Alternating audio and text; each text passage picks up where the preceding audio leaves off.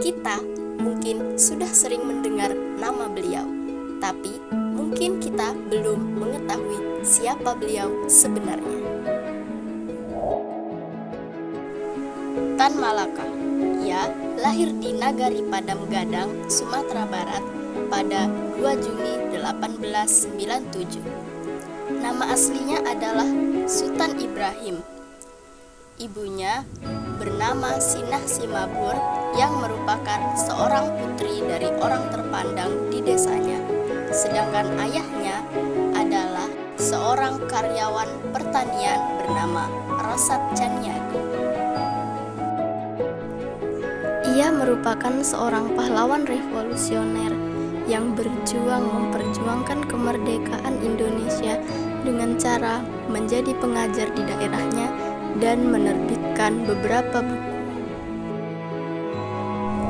Pada tahun 1925, ia menulis sebuah buku yang berjudul Northern Republic Indonesia, yang merupakan pencetus awal dari konsep negara Indonesia. Pada Oktober 1913, saat itu beliau memasuki usia 26 tahun. Ia meninggalkan desanya menuju Belanda untuk belajar di Rijswijk School, sekolah pendidikan guru pemerintah. Selama kuliah di Belanda, ia mengalami perubahan drastis dalam pola pikirnya. Setelah lulus pada tahun 1919, ia kembali ke Indonesia. Tak lama setelah pulangnya ke kampung halaman, ia mendapat tawaran untuk mengajarkan anak-anak kuli petani di perkebunan teh Deli, Sumatera Utara. Selain sebagai guru, ia juga aktif membuat pamflet perlawanan terhadap kolonial Belanda. Ia tak rela bangsa pribumi diperlakukan tak adil oleh kaum elit. Ia juga menulis mengenai penderitaan para kuli kebun teh di media Sumatera Pos. Pada tahun 1922, Tan Malaka ditangkap karena diduga terlibat aksi mogok besar-besaran para buruh Pegadaian dan diasingkan ke Belanda. Setelah 20 tahun menjalani pengasingan, Tan Malaka kembali ke Indonesia pada 1942. Hal itu bersamaan dengan kedatangan penjajah Jepang ke Indonesia. Tan Malaka tak tinggal diam melihat bangsanya dijajah kembali. Ia melakukan perlawanan politik secara gerilya. Ia menemui Soekarno 2 kali dan menyampaikan konsep strategi revolusioner melawan penjajah. Ia sendiri terus berjuang meyakinkan rakyat dan elit sehingga Indonesia merdeka pada 1945. Tan Malaka adalah sosok yang membenci ketidakadilan dan peduli terhadap penderitaan para buruh. Hal itu yang membuatnya aktif dalam organisasi yang menentang segala hal yang menyusahkan para buruh, hingga ia bergabung dengan Partai Komunis. Ia pun menjadi pemimpin Partai Komunis. Tan Malaka lebih frontal menentang Belanda, hingga pada akhirnya ia ditangkap dan dibuang ke Belanda. Kritikan dan pergerakannya melawan Belanda itu justru dianggap pemberontakan oleh bangsanya sendiri. Pada tanggal 21 Februari 1949, Tan Malaka dieksekusi mati oleh pasukan dari Batalion Sikatan Divisi Brawijaya di Selompanggung, Kediri, Jawa Timur.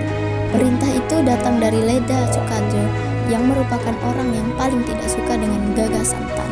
Pada 23 Maret 1963, Soekarno menetapkan Tan Malaka sebagai pahlawan nasional berdasarkan keputusan Presiden nomor 53 tahun 1963.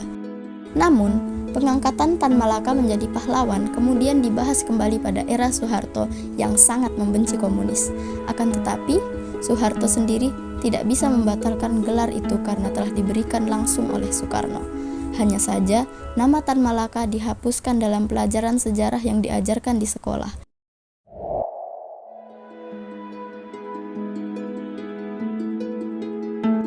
Pada zaman ini, nama beliau mungkin sudah jarang dibicarakan masyarakat. Oleh karena itu, mari kita mengenal beliau dengan lebih dekat. Kartodikromo lahir di Blora, Krisedenan, Rembang, Hindia Belanda pada tahun 1890 dari keluarga priayi atau bangsawan yang berpangkat rendah. Ayah Kartodikromo hanyalah kepala desa, dan oleh sebab itulah Marco hanya sebentar menganyam pendidikan formal dan harus mengambil kursus privat bahasa Belanda. Pada usia 15 tahun, ia mulai bekerja di Nederland Indische Spoorweg, yaitu perusahaan kereta api nasional Hindia Belanda, di Semarang. Pada tahun 1911, ia memilih untuk meninggalkan perusahaan karena ia muak dengan kebijakan rasis yang menggunakan ras sebagai dasar untuk jumlah upah yang dibayar. Kartodikromo kemudian menuju ke Bandung, Krisidenan Priangan, dan mendapat pekerjaan di Medan Prijaji.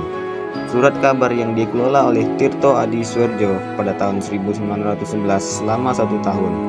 Di tempat ini, ia diajari Tirto profesi kewartawanan.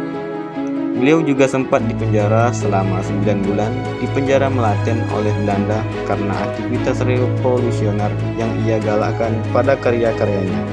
Namun, karena kemarahan publik, dia dibebaskan setelah 100 hari. Pada tahun 1918, ia menerbitkan buku berjudul Student Hijau yang menceritakan tentang seorang mahasiswa muda Indonesia yang jatuh cinta selama belajar di Belanda, meski sudah memiliki tunangan di Indonesia. Pada tahun 1918, ia juga menerbitkan kumpulan puisi berjudul Sair-Sair Rempah. Beliau juga menerbitkan novel berjudul Matahariah di tahun yang sama. Mas Marco yang bergabung bersama Serikat Rakyat menjalin hubungan dengan komunis tanpa menjadi komunis. Menurut Darsono, Mas Marco lebih condong kepada nasionalisme daripada komunisme. Pada akhirnya, Kartodikromo dibuang ke Boven-Diguel, Papua pada tahun 1926 karena tulisan-tulisan dan keterlibatannya dalam pemberontakan pada tahun 1926 yang dipimpin oleh Partai Komunis Indonesia. Ia meninggal di sana karena malaria pada tanggal 18 Maret 1932.